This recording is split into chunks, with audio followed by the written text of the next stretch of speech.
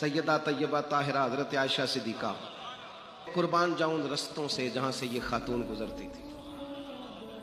او سنگیو، یہ وہ خاتون ہے سیدہ عائشہ جس کے گھر میں آ کے نبی پاک سکون محسوس فرماتے۔ آپ سمجھتے ہیں اس خاتون کا اکرام کتنا بلند کیا رب نے، کہ باقی خواتین بھی یہ سمجھتی تھی، ازواج پاک بھی حضور کی ظاہری علالت میں، کہ وہاں حضور کو ہم بھیج دیں، اپنی اپنی باری چھوڑ دیں، وہاں محبوب قرار محسوس کرتے ہیں۔ او خدا را، اس خاتون کبھی کبھی اپنے دل میں احترام کی ٹھنڈک محسوس کرو۔